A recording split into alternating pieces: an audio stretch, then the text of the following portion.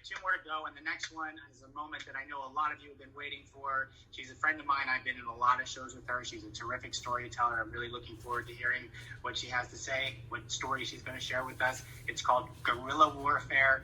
Huge round of applause for Mary-Margaret Martinez. Yay. Oh my gosh, it's such a stressful time in the world, isn't it? And I know we're all here to laugh tonight, and I just want to keep it really light and easy and breezy, so I decided to talk about racism. Thank you. And I think I'm eminently qualified to talk about racism because I'm white, which means I've been doing it for a really long time. I mean, I'm not like a hood-wearing, cross-burning kind of racist. I'm kind of a nouveau racist. Because, and really, I really mean this, some of my very best friends are Black. But seriously. So there's the problem. I'm the kind of racist who thinks I'm not part of the problem. A few years ago, I bought a house in a mostly Black neighborhood. Some of my family members were pretty skeptical about the move. You know who you are. Well, actually, they probably don't know because they think they're not racist. Anyway, they said they were concerned for my safety, which is, I mean, this is a very safe, family-oriented neighborhood. It was just ridiculous. So I moved into this Black neighborhood believing that my lack of prejudice was my gift to bestow on my neighbors because I'm a nouveau racist. It never occurred to me that my feelings might not be the only thing that mattered. As I was unloading the pod in front of my new house, because white people move in pods, this ancient Black woman came walking down the street. She looked like she was about 106 years old. I mean, like Miss Jane Pittman old. And she came kind of shuffling up to me and said she just wanted to welcome me to the neighborhood. And I was so touched. And I thought, this is so much kinder than my old neighborhood in Marina del Rey, where I rarely even saw my neighbors. It took me years before it occurred to me that she might have been checking me out. She has definitely seen some shit in her century on the planet. Maybe she just wanted to be sure that I wasn't going to be a problem. It's also possible she's just a really nice lady. Well, when you pretend that you're immune to racism, sometimes you accidentally say some really stupid stuff. Like the time I had a really politically charged conversation with one of my friends from Israel about the Palestinians and snipers and guerrilla warfare.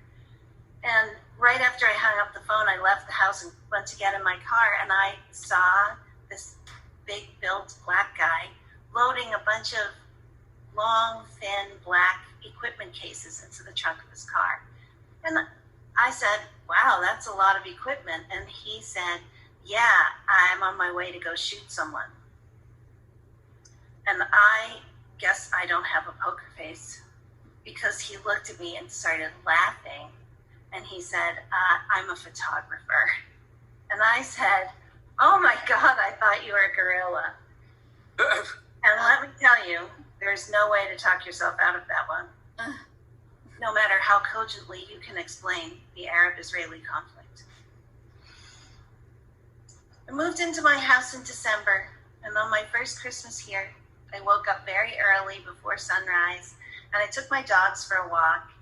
And as I was walking, I could see coming toward me under the streetlights, I could see a gang of teenage boys. Oh, oops. Notice my use of the word gang. I saw a group of teenagers walking toward me. And they were all wearing hoodies, and the hoods were up. Okay, it's December, and it's cold.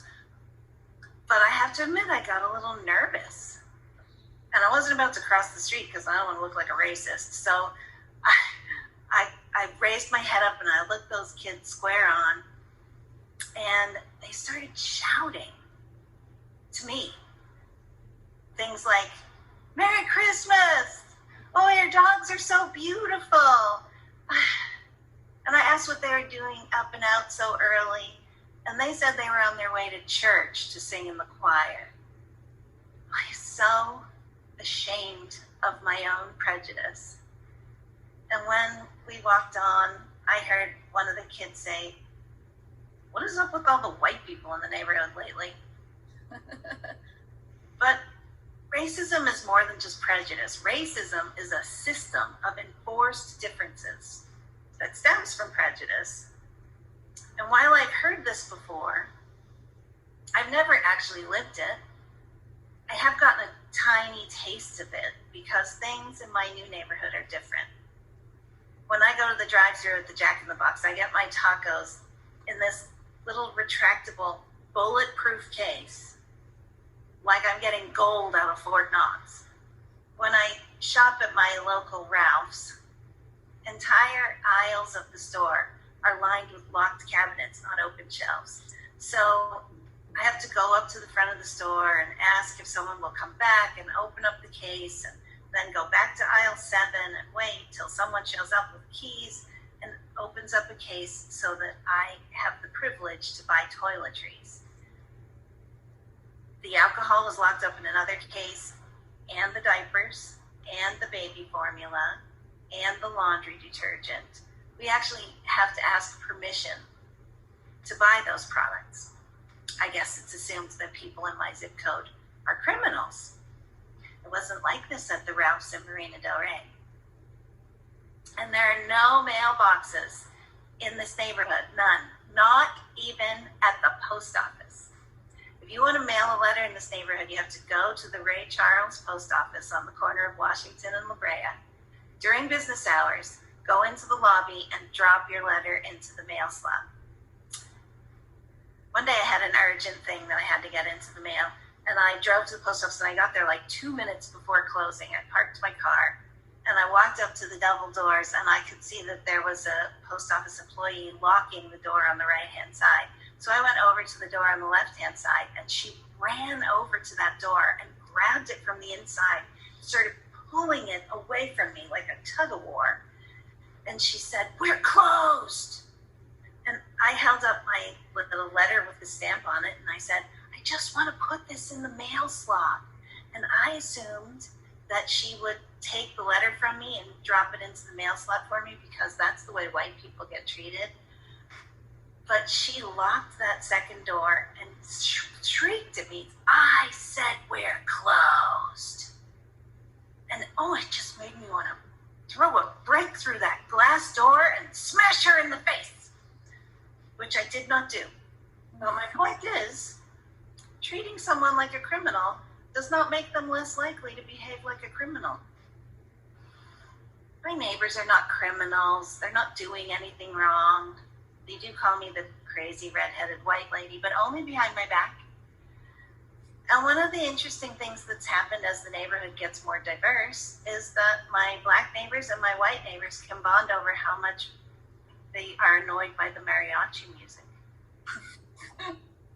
We're like any other neighborhood. We are who we are, and no matter what color we are. And I'm learning. At least I'm trying to learn.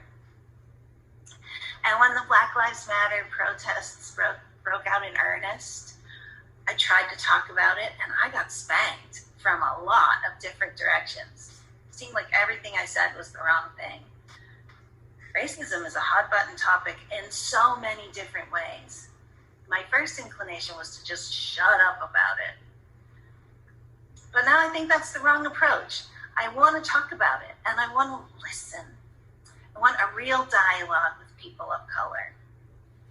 But not with the guy who parks his orange Chevy Impala at the CVS and sits with both doors wide open, burning incense and blasting really bad reggae at a decibel level that literally makes the fillings in my teeth rattle.